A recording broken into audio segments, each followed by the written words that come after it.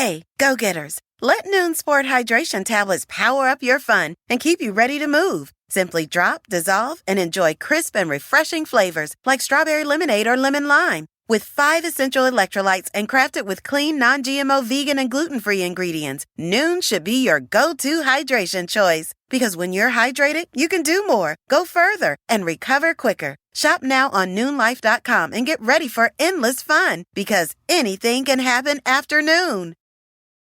How about Captain Crunch's Crunch Berries with breakfast? Whoa, Dad, we're on Crunch Island. He's Jean Lefoot. And he stole our crunch. Quick, the zip line. He's getting away. Throw our last crunch berry. No! No one steals my crunch berries. I think you mean my crunch berries. Choose your own crunch venture with Cap'n Crunch. Hey parents, Greenlight is here to take one big thing off your to-do list, teaching your kids about money. With a Greenlight debit card and money app of their own, kids and teens learn to earn, save, and invest. You can send money instantly, set flexible controls, and get real-time notifications of your kids' money activity. Set up chores and put allowance on autopilot to reward them for their hard work. Then learn about the world of money together. Get 1 month free when you sign up at greenlight.com/podcast. The living room is where you make life's most beautiful memories. But your sofa shouldn't be the one remembering them. The new life-resistant, high-performance furniture collection from Ashley is designed to withstand all the spills, slip-ups, and muddy paws that come with the best parts of life. Ashley high-performance sofas and recliners are soft, on-trend, and easy to clean. Shop the high-performance furniture in-store or online at ashley.com. Ashley, for the love of home. Hello, this is international football commentator Derek Ray, and you're listening to the Ranks FC podcast.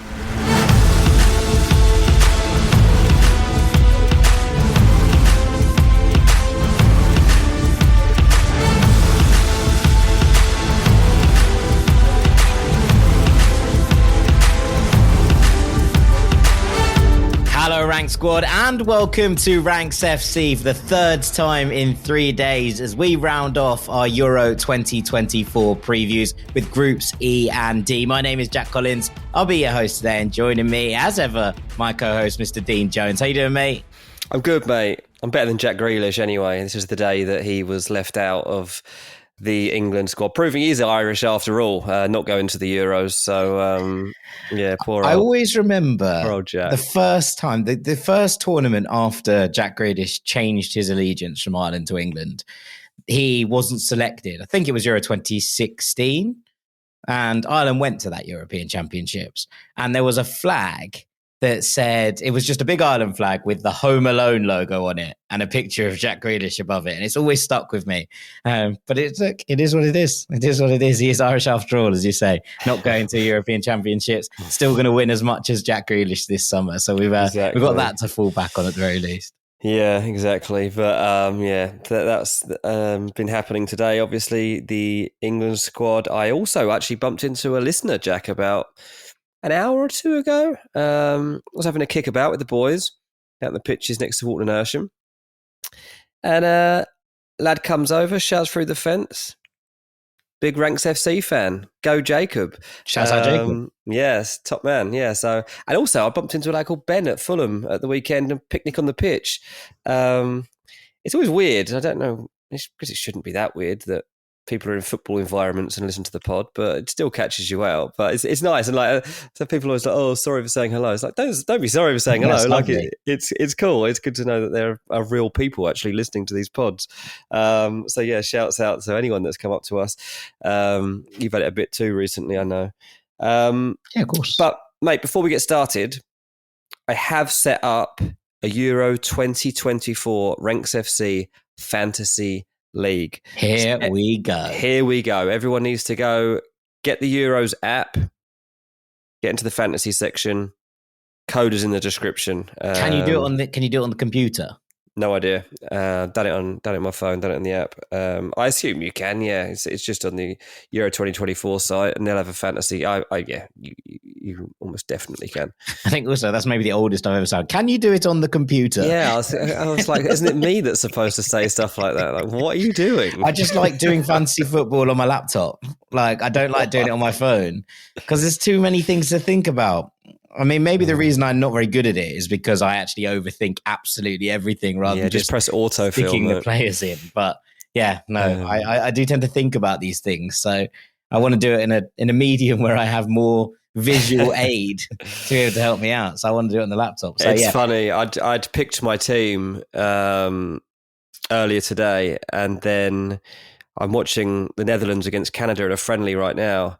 And Frimpong's already weighed in with a goal and assist, so he's straight in my team. It's going to be very funny when Dumfries starts ahead of him after you changed it to put him in your team. I was like, get it. Well, I've only watched the second half, so maybe he came on a sub in the first place. I know actually he's literally just going off the pitch now, so he wasn't a sub. But so make sure you're tuned to us in terms of getting them in among the fantasy action, mate. Links in the description. You can click through it. That'll help you out, and we'll have a lot of fun. So we're going to keep it to the podcast listeners. We're not going to be putting this on social media. So this is the only place you'll hear about this link. We're going to be doing fantasy, and we'll think about doing a prize for whoever wins. So yeah, I've got to send a prize actually to the guy that won the Premier League fantasy. He sent me his details, and I'm going to send him something. We've got a Branks FC shirt probably hanging around, or a hoodie or something. So that'll go out. I thought I did, and I don't. I do. I have them all. Oh, do you? Yeah, so I'll do that. So we're good. Look at this, working things out on air. As we go. Here we go. First time we've spoken to each other in months. Yeah, absolutely. He says 3 days, 3 pods, 3 days. Right, so let's get stuck into this because there's loads to get through. Let's get into Group E. And I think the only sensible place to start is with Belgium. Yeah, Belgium win the group. There you go. I can't disagree either. It's not even a nonsensical statement. Not really. No, I mean, look, I'll be honest with you. It's a group that's a little bit difficult to get excited about. Belgium, Ukraine, Romania, and Slovakia. Not the sort of stuff you're going to be writing home about, I don't think. But who knows? There could be a surprise that emerges from this group. I disagree with you slightly, and just to go off topic again, and not let you talk about Belgium, I actually think this could be the best race for second in any group. I think Belgium will win it, as you say. Niche subjects, the race for second. No, but I think that in terms of the three teams, aside from Belgium, they're probably the closest in where they are right now, and also Slovakia and Romania both punching upwards. Ukraine, a lot of pressure on them ahead of this tournament from various different sides for geopolitical reasons, as much as football ones. I think this could be the best race for second in any group. So I'm quite excited about it, to be honest. Okay, no, that's fair. Belgium just played a friendly against Montenegro, 1-2-0. KDB and Trossard got the goals in that one. Obviously, we come through a time when Belgium had a golden generation, when they expected and were talked about potentially winning stuff. The days of Courtois and Hazard and Alderweireld are now gone, and we're looking at a time when Witsel, Lukaku, KDB, Vertonghen probably having their last hurrah at Euros, but not necessarily a bad thing, because I think there's also a blend here now that they've got, perhaps more than they did back then, and I think that they've got a reasonably well set team here. They've also certainly haven't got an old manager. They got a modern manager in Tedesco. I think that's definitely a good thing for this group of players. I'll be honest with you, don't know anyone near as much about him as you do, but my layman's man thinking is that he's straight out of the Nagelsmann school of managing, loves data, similar football pathway, and obviously wasn't like a big name footballer or anything like that, but clearly extremely intelligent, and is probably a good manager for this group of players when you've got some emerging and some already proven. Born in Italy, grew up in Germany, very German school, I think is probably the way I would put it. Yeah, exactly. I do like their attacking potential. There's a lot of pace in this squad, and I think that that's going to be a big asset. And they've got, I tell you what, I actually probably like the most actually is their midfield selection. Even the ones that probably aren't going to play in this tournament, I really like players like Arta Vermeer and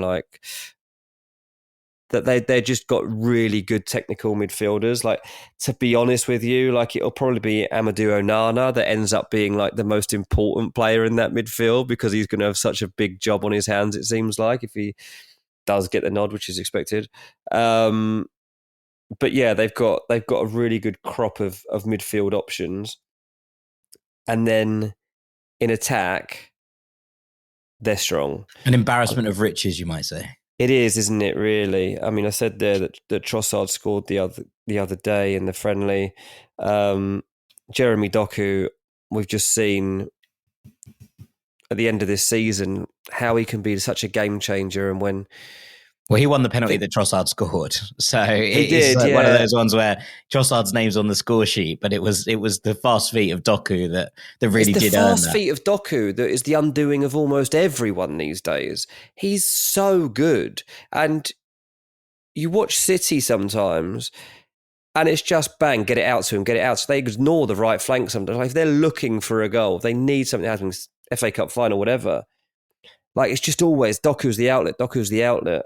And extremely hard to stop him. Going up the levels month by month, it feels like Jeremy Doku at the moment, and I think he'll be extremely exciting. Johan Bakayoko, a player that's being talked about potentially for a transfer as well. At PSV Great at the season moment. at PSV, 14 goals, 14 assists in 38 games. I think 48 games. Yeah, I think it was. only 21 years old, but extremely exciting player. Different kind of winger to Doku. I got to say about Belgium, I think they could. Look, they won't do this, and also they shouldn't do this, because in some ways I don't think it's the kind of thing that wins you a tournament. But they have the potential to be the most like lightning attacking unit you can possibly think of. If they played 4-4-2, then Belgium would be all the fun in the world. Now, I think they'd probably get run through a little bit in the midfield, because one of those two would have to be De Bruyne. And then you're thinking, right, can De Bruyne and Amadou Onana knock it down by themselves? Tielemans obviously probably will play in a midfield three with those two. But if they did do that and they played Openda and Lukaku up front, Openda's had a cracking season at Leipzig. Yeah. And Bakayoko and Doku on the wings, because Bakayoko is a very different kind of player. Very, very good crosser of the ball, two-footed, make things happen, but not the kind of same one-on-one separation that maybe you get from a Jeremy Doku. But they're very different types, and I think they'd complement each other well. But I think Trossard probably has to start at this point. He's waited for his turn for so long, with Eden Hazard being in the side. Yeah. But it feels like he will start. But there is something there that I'm like, if Tedesco just went balls to the wall, 4-4-2, they could be the most exciting side at the Euros. Yeah, look, they'll still be exciting. And obviously Lukaku's... It's a big tournament for him. I was speaking to a friend of his the other day, trying to find out, some information on where he might go for his next transfer. And, the links to Napoli are legitimate. I know Mourinho's played down the Fenerbahce thing, but he does want Lukaku at Fenerbahce. AC Milan did have a sniff. But he said, look, another move could yet open up. Ron wants to absolutely eat up this tournament. He's hungry for this. And I was like, "Ooh, I like a hungry Lukaku. Like I want to see him feeding on some crosses from these lads that he's going to have feeding him." And so Belgium, they really could be tasty. I've talked a lot across this series, obviously, about fixtures, and the fact that Belgium's first game is against Slovakia is probably quite a nice way for them to get up and running. I talked about fantasy at the start of the show. There's definitely a couple of Belgian players that I'm thinking are going to be worth having from that perspective when you're looking at that game. And they've got a couple of leaders in there too. I guess like when it comes to key men, I said there, I think Onana will be key. And it's a big summer for him as well, because he could end up earning a big transfer as well as Lukaku. But like, what are we getting from KDB at this tournament?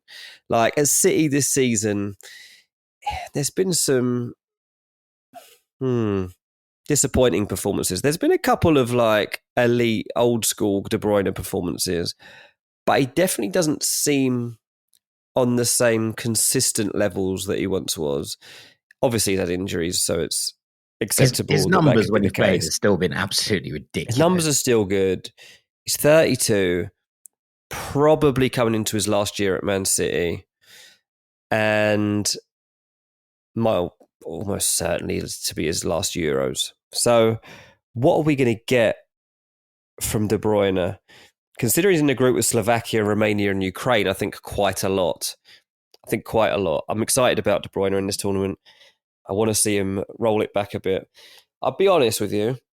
I'm slightly concerned that this is a team that has the potential to crash and burn, but what's expected of them is that they go and win the group. So I'm going to go with that. But there's a part of me, when I'm doing the research on this, I'm like, do I trust him? Not really, but it looks like it could be great. So I want to go with that. Yeah, so I'm going with that. I get it. I think there's been a lot made about the Courtois thing, and I'm not hugely worried about that. I think Cohen Castells is a wonderful goalkeeper and will be absolutely fine as the number one for Belgium in this tournament. Okay, he's not Courtois, and that is going to be something that comes up. Matt Sells is not going to be playing. He's going to be Cohen Castells. He's already come out to Tedesco and said he's my number one, so that's good to know. But the defense is one of those where there's a lot of players who I'm like, these are talented footballers, but I'm not 100% sure how it's all going to come together. Like Arteteat's someone who I've really liked since his Bologna days, who went to Rennes and has done okay there, and everyone's having a nice time in terms of where that is at. But I think when you're kind of looking at that, Castagne's had an excellent season for Fulham at right back. He's probably going to have to play left back here.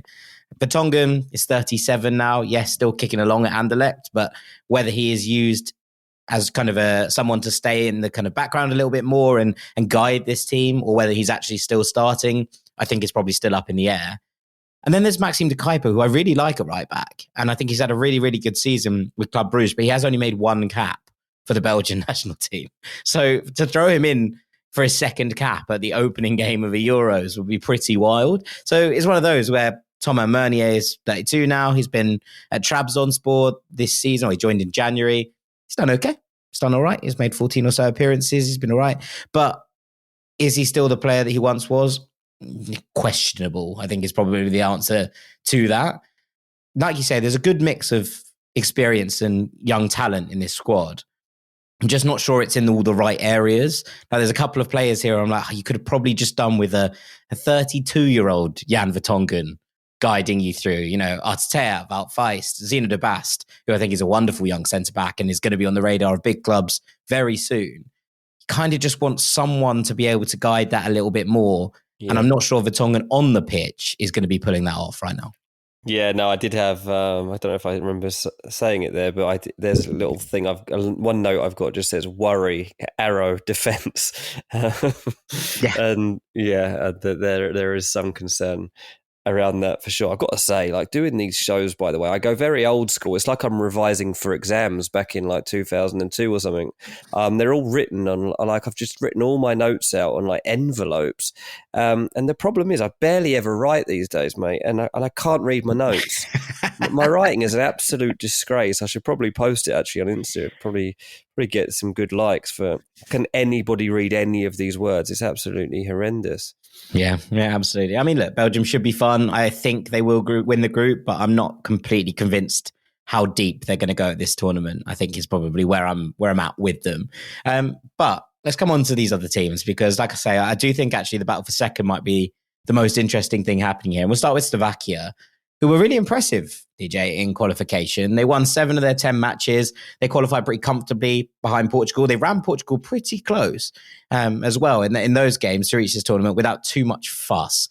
It makes it 3 European Championships in a row that they've qualified for, which is impressive enough in itself, given that these are their only 3 qualifications since the dissolution of Czechoslovakia in 1993. Now, I mean, I suppose if you're looking at Slovakia, you could be like, well, they actually won this tournament as Czechoslovakia, but since the two countries split into Czechia and Slovakia, they haven't had loads to shout about in a football sense. But these 3 qualifications in a row are starting to move things along, I think, in terms of where expectations are at.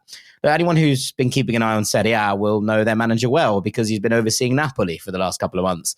He was previously an assistant under Luciano Spalletti, Francesco Calzona. He was brought back by De Laurentiis in February to try and steady the ship until the end of the season. He didn't really. He won 3 of the 16 games between his appointment and the end of the season. But he did this on the condition that he could stay in the Slovakia job. And given that it wasn't great, I think it would be harsh to lay that solely at his door, considering what we saw at Napoli before he came in. He at least seemed to turn the mood and the morale around in the camp a little bit, which is something to cling on to. Plays a 4-3-3, looks sometimes a little bit more like a 4-1-4-1. Slovakia are pretty calm and collected on the ball. They're quite possession heavy and have been during Calzone's tenure, which is not something you'd normally associate with a side lower down in the European rankings. They're under 40th in the European rankings. So it's quite a weird one, but they're good on the ball and they like to slow things down to kind of maintain control of the game. And there's some really talented players in here. I mean, my key player I've picked out is David Hanko, not just because he's an old friend of this podcast. But Mate. He listens. It's been great to watch someone that we interviewed as a fringe player at Fiorentina rise to become one of the best players at Feyenoord, take the captain's armband, now linked with some of the biggest clubs in the game. And you'll know that better than me. But the links, seeing him obviously with Liverpool and Arne Slot might be a little bit far-fetched perhaps. But I think that the interest from Napoli, the interest from other Premier League clubs is probably not, considering what we've seen from him. He plays as a centre-back for Feyenoord, but I expect him to be deployed as a left-back here, mostly because Milan Skriniar plays as the left centre-back in this Slovakia team. But that does give him a bit more room to join in with the offensive phases of the game. He's really tidy on the ball. He's got great progressive passing range and he's comfortable defending one-on-one. I think that he's risen to become one of Slovakia's more important players really quite quickly. Alongside Skriniar on that left-hand side, with Martin Dubravka behind them and protected on the left of that midfield by Stanislav Lobotka, who plays obviously for Napoli, and Hellas Verona's Andre Duda, who's had another good campaign. I think that's a pretty formidable side of the pitch for players to get at. And you kind of look further onwards and you're going, okay, well, where's that? And Lucas Hrashlin, who's been brilliant for Prague, has been sensational for Spartak Prague. He has had a really good couple of campaigns. He's lit up a couple of Europa League, Europa Conference League games in his time. And I think when you kind of look at all of this together, there's the opportunity here for teams to look at this and be like, wow, that left-hand side of this Slovakia team is actually very, very talented. Now, the right probably doesn't stack up quite as well. But actually, in terms of where the progression is going to come from, in terms of where they're going to look to build, you look at those players and you think, wow, that's a very, very talented unit who have all been playing and plying their trade in pretty high level. I'm quite excited about seeing how that kind of plays out. Just one to watch, though, as well. The centre forward will be Robert Berzanik, who I've watched a lot this season because he plays for Boavista. He had a move to Sevilla in January that fell through at the last minute. And basically, Boavista are stone broke. So they're going to have to sell this summer. The club are, on the verge of financial collapse. It's really incredibly sad to see, to be perfectly honest with you. But I think that he is one of the most saleable assets and there is going to be interest in him this summer. Now, since that move fell through, he hasn't been quite as good. It's, it really seems to have affected him in terms of where he was at in the second half of this season. But I think now this tournament offers an opportunity for him to be able to put himself on that stage again and be like, oh, by the way, and, considering that Boavista accepted an offer in January, you would expect them to accept a similar offer or something, in that kind of region in June, considering the financial situation hasn't hugely changed. So he has an opportunity here to showcase himself on the highest stage. He's not a particularly creative footballer. And I think he has struggled a little bit at Boavista in the second half of the season in particular because there haven't been much of a kind of feed for him. And he has been quite isolated given the way that the team have had to set up to try and avoid relegation. But with a little bit more creativity around him, and I think there is in this Slovakia side, he's a brilliant penalty box poacher. He's got an incredibly good work rate. And I think that if he gets the opportunities in and around the penalty area, he will put chances away. So I would say a good tournament that would increase his profile as a target. And I think that a clean slate away from all of the kind of madness that's been going on, at Boavista probably gives him an opportunity to really kind of clear his head and just shine on this stage. So I'm excited to see what he can do. I feel bad. I've got him at fourth, and then you just really talked him up. Well, this is why I'm interested because, you might stick there considering what I've got to say about Romania. But I want to hear what you have to say about Ukraine first. Well, the thing with Ukraine is there's a lot of sentiment involved for all of us, and we all kind of want them to be our second team that we're going to be cheering on at this tournament, obviously, with everything that the Ukraine have been through as a nation in recent years. It's really just incredible that they're even at this tournament, to be honest with you. They're obviously not brilliant.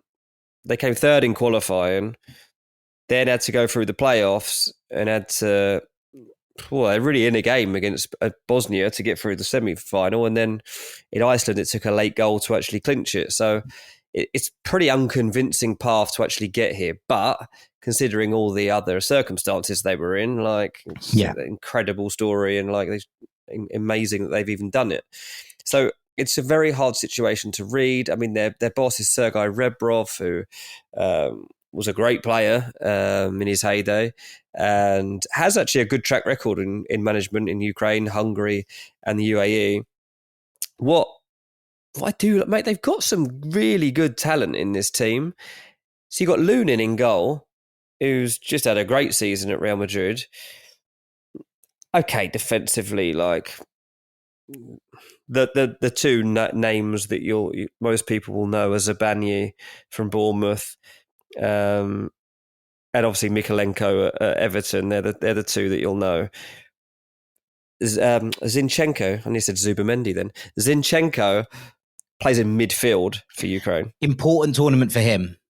Really important tournament for him, not just as sort of one of the leadership group of this team, but also we're talking about, and you've been talking about, the fact that Arsenal are potentially open to selling Alexander Zinchenko. And I think that when we saw him get absolutely rinsed at fullback against Aston Villa by Leon Bailey in that game that really kind of put Arsenal on the back foot again in the title race, it did feel like you're like, oh, maybe his future isn't there. But him playing on the left side of this midfield, either in a double pivot or in a three, I think is interesting because one, it potentially increases his saleable value as a midfielder, but two, might, and I say might because Arteta's been quite clear about what he sees Zinchenko as, but might become a viable option for Arsenal in that midfield again. The thing I find remarkable about Zinchenko, and I couldn't believe this, is he's 27.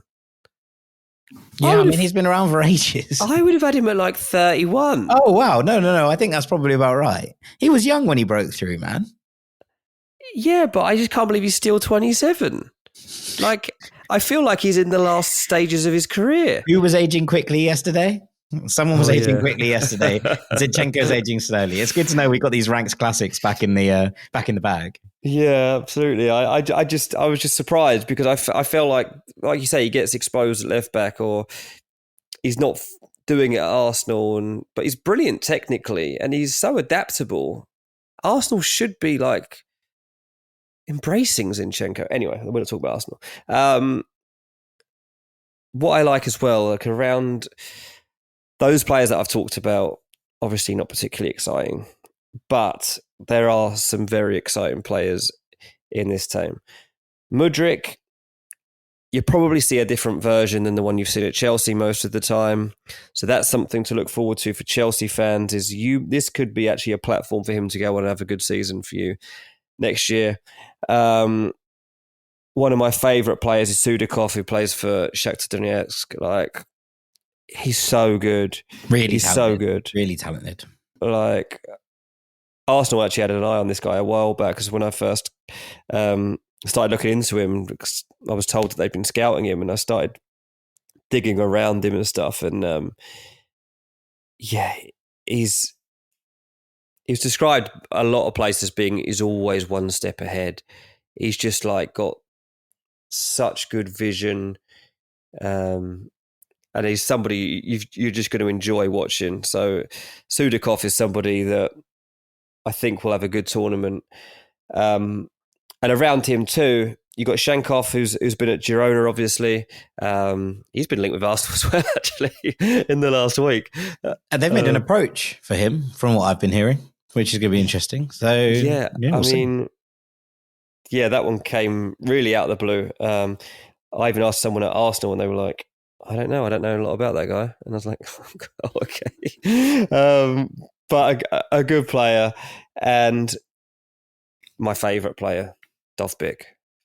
Artem Dovbyk, mate. What's a number 9? They've got literally one of the best number 9s in Europe. Like, he's just coming off of an incredible season in La Liga. And he's got people with genuine quality feeding him here, like he's had all season at Girona. Might be a little bit different in terms of the way he's getting the ball. I don't think it's going to be the same style of football, but I'm excited for what Dovbyk could do at this competition. That partnership between him and Shankov, we talked about Mitrovic and Milinkovic-Savic yesterday, and we were talking about that in the Saudi League and being like how it translates into this tournament is massive for Serbia. These two have been doing this at such a high level this year that Girona are now a Champions League team. And it has been those two linking up. Yes, there have been other players involved. It's not just them. But those two and their connection has been a massive part of why this Girona season has been so successful. And I think when you look at that, as that attacking four, Mudryk with more space to run into, with a little bit less kind of technical defenses in front of him, in the international sides are just not as well drilled as Premier League sides are defensively, naturally, because they don't get the same amount of time together. So Mudryk, as space opens up, incredibly explosive. That link up between Shankov and Dovbyk, as you say, incredible. Sudakov's been excellent for Shakhtar Donetsk and scored some very, very important goals, I think, in the Champions League this year. And then you kind of come on to where they're at and you're like, ooh, that's a nice balance. I think Matvienko and Zabani is a really nice partnership at the back. You spoke about Lunin already. Mikolenko is very solid at left back. It depends who plays alongside Zinchenko, but I think that Brasco is someone who's coming through and is quite exciting.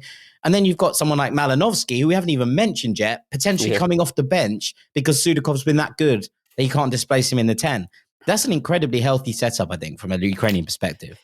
Yeah, and obviously they've also got this blend that, they've always got Dynamo Kiev players and Shakhtar players who are, obviously they all know each other so well and the systems that they come through. But on top of that, now you've got that edge of European now, so whether lads are at Girona or at Arsenal or at Chelsea, and picking up extra insight on opponents, but also taking their game to another level, and that is going to help Ukraine too.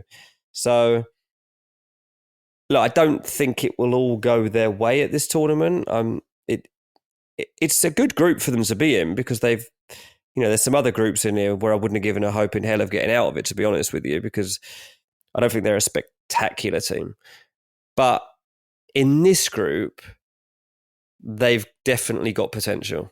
They should be finishing second. In terms of talent on the pitch, they should be finishing second. I think the question becomes, how much is the emotional burden start to weigh on them? Because there's a lot of that right now. Oh, we'll see. Okay. We will see. Let's talk about Romania, because I think that you'd have been hard pressed to find many who would have predicted such a brilliant qualification campaign from Romania, a side that have qualified for only 2 tournaments since the year 2000 and who haven't made it past the group stage in either of those tournaments.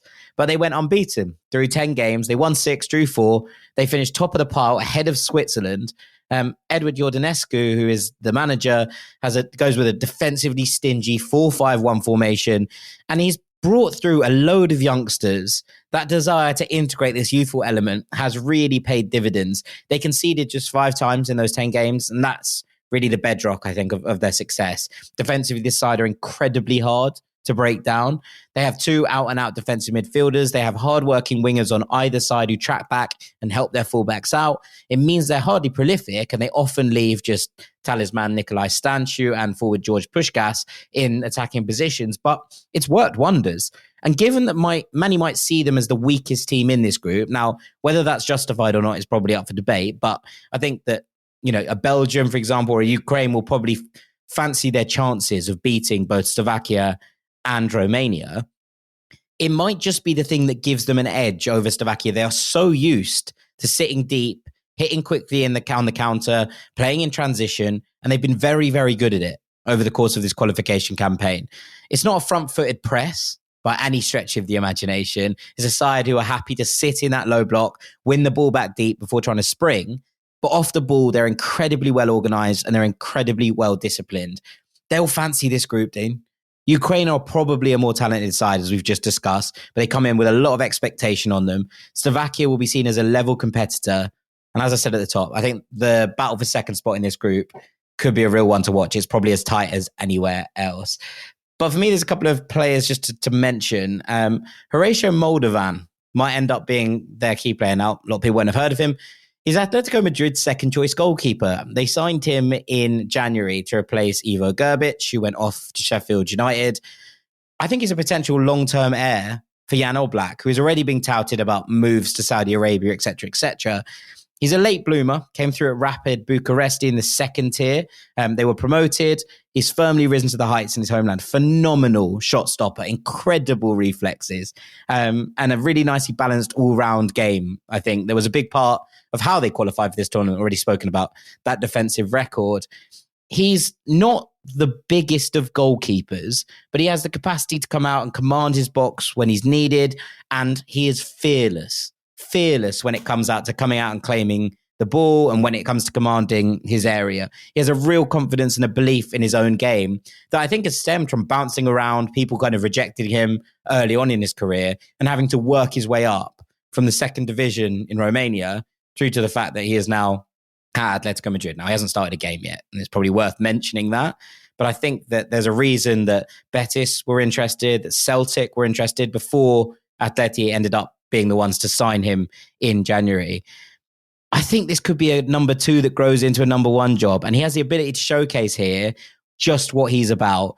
And look, whilst they've been defensively very good, again, they are still one of the weaker sides in this group. They will have to face up to the fact that chances will be conceded against them. They're going to need him to step up. He's got a real opportunity, I think, to showcase just what he's about here. Yeah, well, he's got a big job on his hands, literally. I'm still going to have to... Oh, no, well, I've got one more to mention before you make that. I mean, it's not going to change your decision, but one to watch, Yanis Hadji. Now, burdened with the glorious name of his father, Georgie, one that so good, raises plenty of nostalgic memories, I think, for football fans of a certain vintage. Hadji will be familiar to watches the Scottish football because he's still on the books at Rangers, although he spent the last season on loan at Alaves in Spain. Played 22 times as Alaves kind of defied expectations. They only were promoted back to La Liga last year. They ended up finishing 10th. Really, really impressive campaign. One of those that has probably gone under the radar given the storylines that have gone elsewhere. But Alaves were really, really good. Hadji's a clever player. He's blessed with a similar stature and a similar trickery, I think, to his father. But whilst he hasn't hit the same heights by any metric just yet, there's still a lot of space, I think, for him to grow. He's good with both feet. He's capable of going inside and outside from the right flank. That might bring back some memories where I think he'll operate. He's still more of a creator than a goal scorer, but his ball carrying ability is going to be so crucial for Romania's ability to play in transition and carry the ball out of the back, spring from that kind of deeper baseline. He's made it quite clear that he doesn't want to return to Ibrox this summer. And he's asked, apparently, his agents to find the right club and manager for him next to really start to shine again. So I think an impressive showing with the eyes of the world upon him, and that name on his back might just do him a little bit of good in terms of finding his next home. So just want to keep an eye on. Oh, so much sentiment here again from you. Yeah, let me see. 1, Belgium. 2, Ukraine. 3, Slovakia. 4, Romania. I just don't know. I really don't. It's a complete guess, isn't it? It's like, I think the way that those 3 finish at the bottom could be anyone's guess. And you know what? If Belgium, those as you 3 say, at the bottom. Exactly. 3 of the 4. Yeah. But as you said, Belgium have the capacity to implode as well. They were hardly set the world on fire at the last World Cup, did they? And there's a lot of kind of changeover there. They should win the group. But if they were to not win their first game, this one gets wide open real quick. It could be very, very interesting. Yeah, very good, mate. How about Captain Crunch's Crunch Berries with breakfast? Whoa, Dad, we're on. Crunch Island. He's Jean Lefoot. And he stole our crunch. Quick, the zip line. He's getting away. Throw our last crunch berry. No! No one steals my crunch berries. I think you mean my crunch berries. Choose your own crunch venture with Cap'n Crunch. Hey parents, Greenlight is here to take one big thing off your to-do list, teaching your kids about money. With a Greenlight debit card and money app of their own, kids and teens learn to earn, save, and invest. You can send money instantly, set flexible controls, and get real-time notifications of your kids' money activity. Set up chores and put allowance on autopilot to reward them for their hard work. Then learn about the world of money together. Get 1 month free when you sign up at greenlight.com/podcast. The living room is where you make life's most beautiful memories. But your sofa shouldn't be the one remembering them. The new life-resistant, high-performance furniture collection from Ashley is designed to withstand all the spills, slip-ups, and muddy paws that come with the best parts of life. Ashley high-performance sofas and recliners are soft, on-trend, and easy to clean. Shop the high-performance furniture in-store or online at ashley.com. Ashley, for the love of home. Right, let's move on to the final group, Dean. Group F. Who are you going to start us off with? I'm going to start with Turkey. They could win the group, but they won't. This is quite a cool team, right? This is quite a special. It is a cool team. You're right. Tournament for them because they've actually got a cool team. You never really know what you're going to get from Turkey historically. I'm so burned by calling them dark horses after the last tournament that I feel really sad about everything. Yeah, just accept that they're there and don't predict too much, but know that anything is possible. In 2008, they got to a semi-final. Since then, they've gone through stages where they didn't qualify, got knocked out in the groups, So we just don't really know. And obviously, it can get all a bit emotional and passionate and fiery, and they can be their own worst enemies. But what's interesting about them is that their manager is an Italian. He's a Fulham legend, in fact, Vincenzo Montella. Very funny to be like, oh, this team, they're all a bit fiery. Everyone has the capacity to lose their heads. Who should we bring in? An incredibly passionate Italian. That will calm things down. Well, I'm just wondering if he can at least not be quite as emotional as the Turkish public might be during games. I watched a lot of Montella in his career. He is an emotional man. Is he capable of being pragmatic? That's what I'm wondering. Not from his time at Fiorentina, anyway. No. He needs to be. He's got to be. He's got to have something that keeps everyone a bit level-headed, because otherwise it could be a problem for them. And this is a Turkey team that at the last Euros lost every game. So they've really got to step up here. When I'm talking about having a cool team, well, they've got the coolest midfield you could hope for. Çalhanoğlu is probably playing deep, right? Best six in the world, according to him. Yeah. He was the sixth in my... Yeah. Well, he was right up there this season anyway. And ahead of him, able to thrive, you've got Arda Güler from Real Madrid, who has obviously started to feel at home at the back end of the season at the Bernabeu, and really will feel already that he is worthy of all of the plaudits that have come his way. Real Madrid have apparently already knocked back a loan offer for next season because they want to going on loan. squad. Yeah, there is no way he's going on loan. Obviously, he had an injury at the start of the season, which was a bit of a setback for him when he made that move. But he's overcome it, and he's putting some cracking performances already. So you've got Arda Güler, you've got Çalhanoğlu, you've also got Erkan Koçu, who is just a great playmaker. At Benfica, he's 23. Bad season, good player. Yeah, but a good player, and he's a player that has the capability to thrive if used properly inside with them. They've got other options too, but I'd like to see him thrive here. Up front, Yildiz is an option. He's coming through at Juve. He's got a bit of an edge about him. They've got experience too. Enes Unal's not going to be available, is he? Got an injury. So. Yeah. Yusuf Zizici, though, can play there. Been brilliant for Lille for many years. Yeah, so they've got options. And they're just a nice watch. They've got a rawness about them that sometimes just breeds something special. And I think that's what you're hoping for if you're Turkey. Look, they've pulled off a couple of great results recently. They've beaten Germany, they've beaten Croatia, and there is potential. They also got spanked 6-1 by Austria. That's they're unpredictable, exactly. But at their best, they could be very, very good. But they could also get a hiding. They're in a group here with Georgia, Portugal, and Czech Republic. That's the order of their games.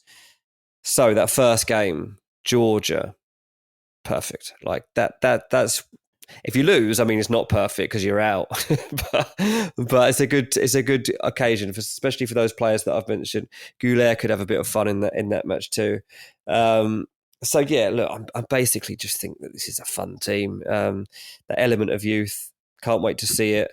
They might end up being their worst enemy. This might all completely blow up. That is definitely something that could happen. But if it doesn't, they're going to come second in the group. Yeah, no, I think that's probably fair. Sally Ozcan as well, Borussia Dortmund, good footballer. Course, yeah. It's quite interesting seeing what they do with this defence because there's some really, really talented footballers in here.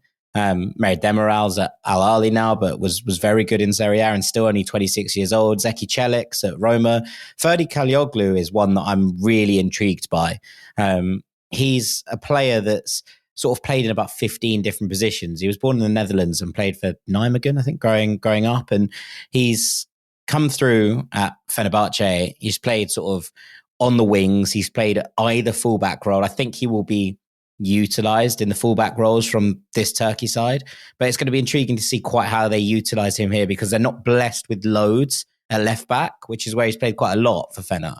But it's not necessarily his natural position. And if he was going to play on the right, I think he might have a little bit more of a kind of traditional role, like that kind of old school fullback role where he was able to get up and whip balls into the box. And from left back, he does something slightly different. He drives inside and opens up angles. And that's where he's been really, really useful for Fener. But whether they use him there is going to be intriguing because Ozchikar, who plays for Valencia, can play at left back as well, although they might need him at centre back, considering that Ozan Kabak isn't in this squad. So intriguing. There's a lot of talent. They, as you say, can go one or two ways. I'm just sort of waiting to see with Turkey. They should come second in the group. You're right, but whether they will or not is a completely different question. Absolutely. All right, let's come on to Portugal, shall we? The vibes are up. Expectations are high. The squad looks as good as any in the competition on paper. Portugal won all 10 games in qualification for this tournament for the first time ever. They've scored 36 and they conceded 2. They're so good. They're so good. Roberto Martinez seems to have breathed new life into this squad, which at the end did feel a little bit sort of held back by Fernando Sanchez's approach towards the end of things. My only concern with Portugal is that when they've gone into tournaments as the bracket of favourites, they found a way to screw things up. Obviously, 2004 comes to mind, but 2006 and 2012 should probably be in the conversation too. When they won it in 2016, quite a lot of people thought that it was their weakest squad in ages. So football, it just does that. But outside of that, there's so many reasons to be positive about this Portugal side. The formation isn't quite set in stone. Martinez has experimented with a number of different tactical setups in qualification, most of which have worked pretty well. But I think it will be a 4-3-3 because it just makes the most sense. Diogo Costa will start in goal. That's pretty certain at this point. Ruben Dias will be one of the two centre-backs, paired with the seemingly ageless Pepper or the bright young thing, Antonio Silva. 2 players at different ends of their careers, but who both offer something quite special, I think, to this team in different ways. On the flanks, I think it will be Joao Cancelo and Nuno Mendes, but Diogo Dalot's had a brilliant year at Manchester United covering both flanks, and I think that Nelson Semedo has perhaps gone a little bit under the radar whilst impressing at Wolves too, and obviously Cancelo can play both flanks as well, which makes life easier in terms of your selection processes. But it's the midfield depth, right? It's insane. Joao Palhinha, Ruben Neves, Mateus Nunes, Bruno Fernandes, Bernardo Silva, Vitinha, and Joao Neves. I don't think even the French selection stands up to that. Yeah, I think you're probably right, yeah. I think that's the best midfield selection at the tournament by some distance. It's an absolute goldmine of technical brilliance combined with enough physical presence to make sure that they don't get overrun. And then there's the front line. By my money, Rafael Leao is the only lock to start. He should start on that left flank. But Martinez has to make decisions about how and when he utilises captain, record goalscorer and living legend in Portugal, Cristiano Ronaldo, right? Still the man for the big moment. But it is worth noting that the games in these tournaments come thick and fast. And then there's Gonzalo Ramos, who hasn't set the world alight in his first season at PSG, but he's done all right. And he does have 8 goals in 12 appearances for Portugal. So that's some going in itself. There's also Diogo Jota, who can obviously play anywhere across the front line, as can Joao Felix, whilst Pedro Neto and Chico Conceição will battle it out, I think, with Bernardo Silva for that right wing spot if Martinez chooses to use him in that kind of capacity. Look, they're fluid in the build-up, they're dynamic in attack, they're good at creating chances, and they have natural goal scorers in lots of different positions. The semi-finals have to be a minimum expectation, I think, for Portugal, especially if them and France win the groups, they'll avoid each other in the sides of the draw. It's a really nice mix of youth and experience, but truthfully, the majority of the bigger names in this squad are in their prime right now. I think they'll fancy making it 2 European Championships out of 3, if I'm perfectly honest. And I think they are rightly in that bracket with France, with Germany, and with England, in terms of where they are and what they should be expecting. Yeah, absolutely. I mean, they will be. Roberto Martinez has got a lot of pressure on him as the manager. He had that Belgian crop.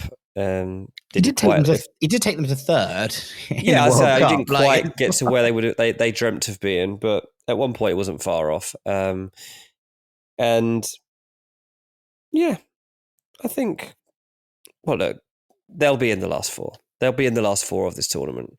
They should be in the last 4 of this tournament. I mean, the way the bracket shakes out is going to be interesting, but if everything goes to plan, there's nothing that should stop Portugal being in the semi-finals.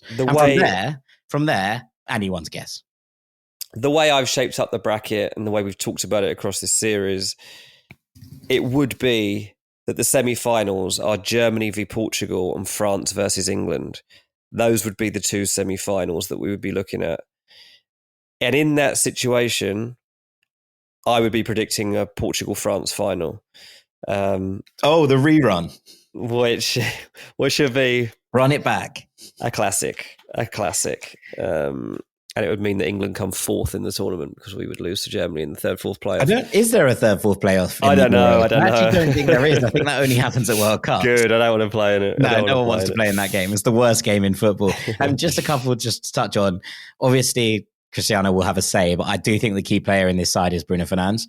And I think that when you kind of look at how he's played for Portugal, and look, I think he's been pretty good for Manchester United across the course of things and in terms of the way that he's played and the way he stepped up. But I think he becomes a completely different player when he plays for his country.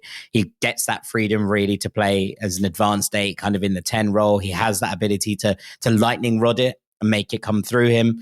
And when he gets that shirt on, he seems to just step it up a level. And some of his performances in qualification were absolutely sublime. I think that kind of when you look at when he came on earlier in the week in their friendly, he scored 2 in the second half, second of which was an absolutely glorious curling effort. First of which was a glorious curling effort, and the second one was well worked as well. But he adds something so much to this team, and I think the way that it goes through him is going to be crucial for the way that Portugal play. But I do think that leaves a question mark because I think that João Palhinha is pretty set as the 6. Now, he'll rotate, potentially with Danilo Pereira or Ruben Neves, in terms of how they just work their way through the group stages. But I think when it comes to knockout football, João Palhinha is pretty much a lock in terms of he will start. And then I think that Bruno Fernandes is a lock. Who plays in that other role is kind of up for debate because I'm not sure that the way Portugal want to play really lends itself to the idea of how Bernardo Silva functions on the right wing. I think in this Portugal setup, he's actually better in the middle. But there's a pretty big clamour for Vitinha to start ahead of him, which is pretty remarkable, to be honest. And the fact that they're discussing him as perhaps a better option there is testament to what an incredible rise he's had and what a sterling sophomore season he's had at PSG. I think he's been incredible in Luis Enrique's midfield this year. And I think that there is probably a case for Vitinha to start in terms of a more balanced midfield than Bernardo Silva in that other role to Bruno. So just one to watch there, because if he does get the nod, I'd love to be talking about João Neves as well, but everyone's heard me bang on about him for forever and a day. I think he's an incredible footballer. But I do think that in terms of who's going to get more minutes, if Vitinha comes in early and makes a very good impression, I think it's going to be very hard to knock him out of the side because of what he offers from that kind of link the midfield trio together and the way that he opens out the game. I think he's a very, very special footballer. And it could be very interesting if he does get an early go from the start and he plays well, if Bernardo can actually work his way back in, or if Roberto Martinez has to change it and actually push Bernardo out wide, and then what that does for the side. Yeah, look, their first game is against the Czech Republic, and I will take us on to them because I tell you what, I don't fancy this lot very much. They had a weird old qualification campaign. To be fair, this is their 8th consecutive European Championship. Yeah, they know how to do it. They've been here before. They know how to get here, that's for sure. But even that wasn't enough to please people. The coach from that qualification campaign quit half hour after qualifying, and basically said he was resigning because of the anger and aggression that had been shown towards him. Wow. So they now have a new coach, Ivan Hasek. I'm not sure if I've pronounced that right, but he's only been in the jobs like 3 months. 3 months in charge of this team. Weren't that good in the first place. And he's trying to talk a good game, to be fair to him, coming into this tournament. I think he'll just be looking to try and get out of it, like with his reputation intact and be alive. Like I don't think he can afford to go for it. Look, they have actually got a couple of very good forward players, like Klosek and Schick, sorry. Yeah, and Schick was out for the entire qualification campaign, which probably should be just, brought up at the very least. Yeah, and look, they are relieved that he is fit now, that's for sure. Obviously been part of the Bayer Leverkusen story, so he's also got the feel-good factor about him, and can try and spread some joy in this team. But they don't fill me with optimism, mate, I have to say. I mean, I'm not even go too deep into the analysis to be honest with you in terms of what I expect for them, because I really think it's going to be a case of like sitting in games, trying to see them out and making the most of your moments. And it's a really cliche thing to say, but I think somebody like Tomáš Souček is going to be absolutely essential to them, not just because he's the captain, but he's going to be the leader from the middle of the park, but also a lot of their moments will probably come from set pieces, from rehearsed moments in which he will look to capitalise and make the difference. So I think Souček is probably the man I'd pick out to be key in this team.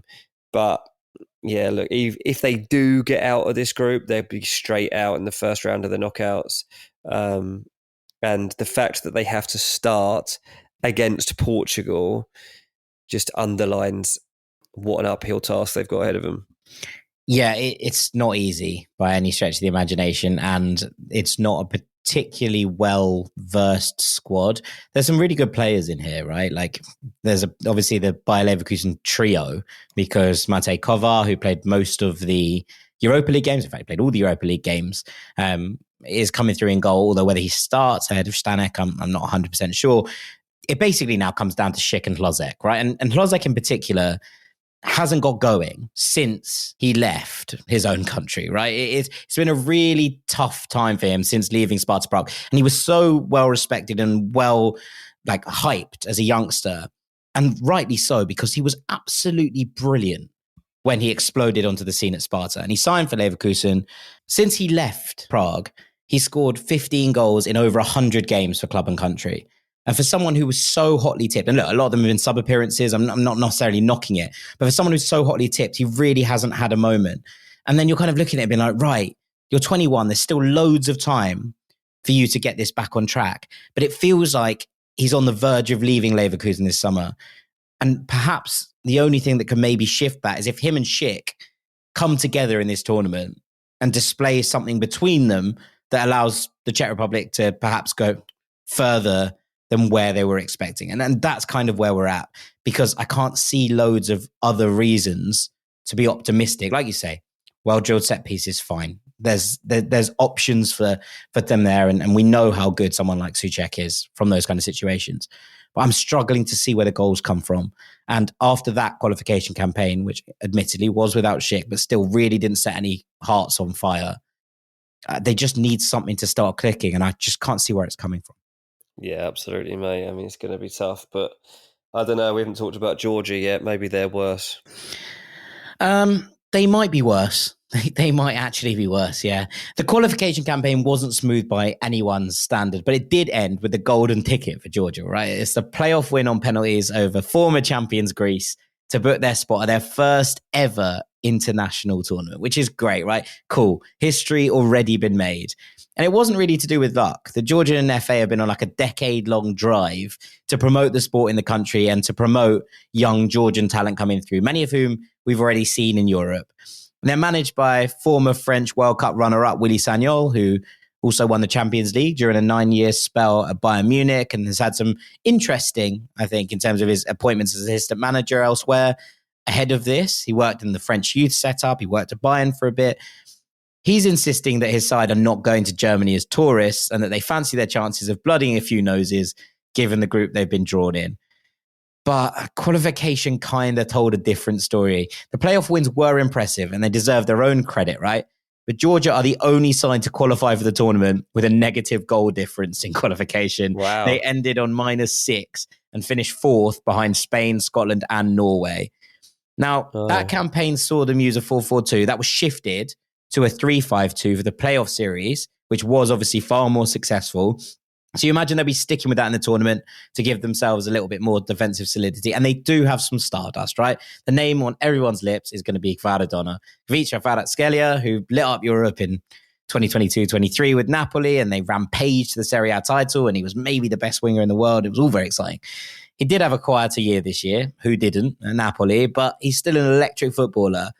And I do think that because international football has a slightly slower tempo than club football, his ability to beat his defender one-on-one time and time again should come into its own, and it will be a major attacking weapon for this Georgia side. He kind of plays up front in the two up top. He was their most prolific player in qualifying, of course he was. He had 4 goals and an assist to his name. But I don't think he's the key, because I think the key is Giorgio Mamadashvili, who is the goalkeeper, plays for Valencia. Now, he's someone that I tipped last summer who I thought was probably ready for a move to a top-level club. I stand by that. I think he's a really, really brilliant goalkeeper. I think he pretty much single-handedly kept Valencia up last season. And this season has been a really key part of how they've been able to turn it around and move up towards sort of challenging for a European spot. He's going to be really under the spotlight here. And everything I've seen from him in his career so far, I've really liked. He's a big, big, big unit. Valencia's number one, has been for a couple of years now, and he's really grown with that team. He's one of the best goalkeepers in La Liga. I thought last summer he was the player that Chelsea should have signed in goal. I really did think that was the move for them. And I still think there'll be envious eyes on him here. I'm very comfortable saying that I think he has the potential to be one of the world's best goalkeepers. I think he's got absolutely everything. But keep an eye too on George Mikardadze at the other end of the pitch. He left Metz for Ajax last summer in a move that kind of went wrong for everyone. Relatively big money. He really struggled in the context of Ajax burning the bonfire on their own season very early on. He didn't really get any meaningful chances, and he couldn't show his quality when he had sparing minutes on the pitch. But in January, he was loaned back to Metz, and he immediately sparked back into life. He single-handedly at times led the charge to try and keep them in Liga. He scored 11 times in 17 appearances when returning on loan in Liga. It was ultimately unsuccessful. They lost the playoff to Saint-Etienne, and Metz are going to be in Ligue 2 next year. But it hasn't gone unnoticed. Lyon and Monaco both already moved to sign him this summer. Nothing yet finalised on that front. So a good tournament here could see those options open up even further. Really fun player to watch. Makes things happen. Really dynamic and a good goal scorer as well. Up front with Kvara, I think those two have a chance of bloodying anyone's nose. But I am a bit concerned that kind of between goalkeeper and the bit up top, it's not much there. And I think they might struggle. But as we say, history's already been made. Yeah. Well, I'm going to give him a chance. I'm going to put him third. Portugal first. Turkey second. Georgia third. Czech Republic, a dismal fourth. I'd swap the bottom two, but yeah, I think we're in the right kind of. Some home. I'd love for them to deliver. I really would, but I do worry about that defensive record and seeing some of the spankings they took in qualification. I'm a little bit worried that there could be some teams about to run riot on this Georgia defense. And look, as good as Mamardashvili is, I think it will be hard. Maybe I should target them in this fantasy game then. Yes, I mean, look, let's see. We shall see, but it's going to be interesting. That's a good place to remind everyone, though, that we are doing that fantasy league. If you didn't hear it at the start, the link is in the description. Please do come and join us. We're going to have some fun. There will be prizes available. So it's just going to be for people listening to the podcast. Make sure you get stuck in to the Ranks Fantasy League. We'd love to have you in there. And with that, we've come to the end of our series of Euro 2024 previews. We hope you've enjoyed these 3 episodes. 24 teams covered, a lot of ground covered. It's been a lot of fun, but all there's left for me to do, say thank you very much to my co-host, Mr. Dean Jones. Cheers, mate. I've been Jack Collins. This has been Ranks FC with the third of our 3 previews for Euro 2024. If you haven't listened to the other 2, I would highly recommend that you go back and listen to them. We did groups A and B first, then C and D. Finished off here with E and F. Thank you so much for listening as ever. We really do appreciate your Rank Squad, and we will see you very shortly. Take it easy, gang. Peace. How about Captain Crunch's Crunch Berries with breakfast? Whoa, Dad, we're on. Crunch Island. It's Jean Foot. And he stole our crunch. Quick, the zip line. He's getting away. Throw our last crunch berry. No! No one steals my crunch berries. I think you mean my crunch berries. Choose your own crunch venture with Cap'n Crunch. Hey parents, Greenlight is here to take one big thing off your to-do list, teaching your kids about money. With a Greenlight debit card and money app of their own, kids and teens learn to earn, save, and invest. You can send money instantly, set flexible controls, and get real-time notifications of your kids' money activity. Set up chores and put allowance on autopilot to reward them for their hard work. Then learn about the world of money together. Get 1 month free when you sign up at greenlight.com/podcast. Whether you're a morning person or a bedtime procrastinator, everyone deserves a mattress that works for their style. And you'll find the best mattress for you at Ashley. The new Temper-Adapt collection at Ashley brings you one-of-a-kind body-conforming technology, making every sleep tailored to be your best. The collection also features cool-to-the-touch covers and motion absorption to help minimize sleep disruptions from partners, pets, or kids. Shop the all-new Temper-Adapt collection at Ashley, in-store or online at ashley.com. Ashley, for the love of home. Grandpa, Mom, and Dad are voting Rocky Burke for Charleston County Sheriff. Are you? Yes, Rocky has the most experience in public safety, including the fire and police department. We're donating and voting Rocky Burke for Charleston County Sheriff. Rocky is community-focused and driven. We're donating and voting Rocky Burke for Charleston County Sheriff. Remember, early voting starts in May, and the election is Tuesday, June 11th. You better vote Rocky Burke for Charleston County Sheriff. Paid for by Rocky Burke for Charleston County Sheriff.